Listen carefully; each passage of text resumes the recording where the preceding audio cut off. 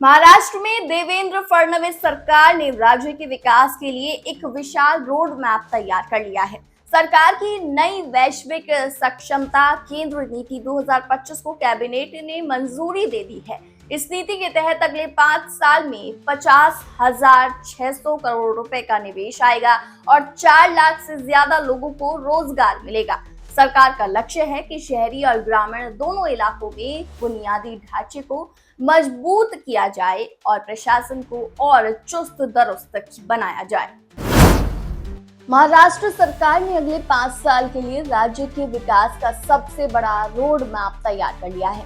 देवेंद्र फडणवीस की अगुवाई में हुई कैबिनेट बैठक में महाराष्ट्र वैश्विक सक्षमता केंद्र नीति 2025 को हरी झंडी दे दी गई है। सरकार का दावा है कि इस नीति से राज्य में करीब 50,600 करोड़ रुपए का निवेश आएगा और लगभग 4 लाख लोगों को रोजगार मिलेगा।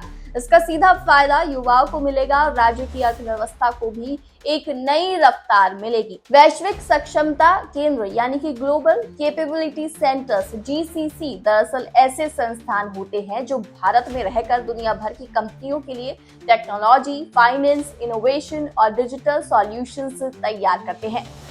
साल 2021 में भारत में इनकी संख्या करीब 1200 थी, जो अब बढ़कर 1900 से ज्यादा हो चुकी है। इन केंद्रों में करीब 19 लाख लोगों को रोजगार मिला है और महाराष्ट्र इसमें अहम भूमिका निभा रहा है। फिलहाल राज्य में लगभग 400 वैश्विक सक्षमता केंद्र काम कर रहे हैं, जहां करीब 4 लाख लोग काम कर रहे हैं। नई नीति के तहत सरकार अगले 5 साल में 400 और नए GCC खोलने का लक्ष्य रखती है। साथ ही एक विश्व स्तरीय फाइनेंस सेंटर और डिजिटल डेटा बैंक बनाने की योजना है। इस नीति में खास बात यह है कि सिर्फ मुंबई या पुणे जैसे मेट्रो शहर पर नहीं, बल्कि नासिक, नागपुर और छत्रपति संभाजीनगर जैसे टियर 2 और टियर 3 शहरों पर भी फोकस किया जाएगा। इसका मतलब है कि छोटे शहरों में भी अब बड़े रोजगार अवसर पैदा होंगे।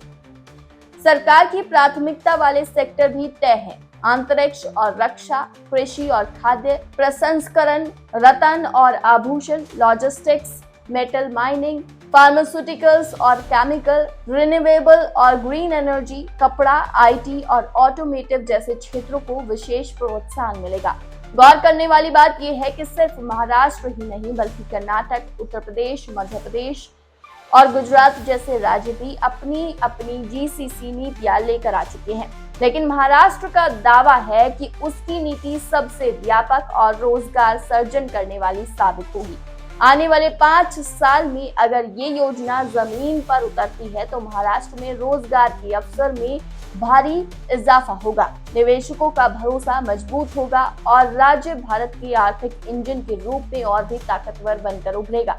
आपको क्या लगता है, क्या महाराष्ट्र की ये नई नीति राज्य की तस्वीर बदल पाएगी? अपनी राय कमेंट में जरूर बताएं और ऐसी ही बड़ी खबरों के लिए चैनल को सब्सक्राइब करना ना भूलें।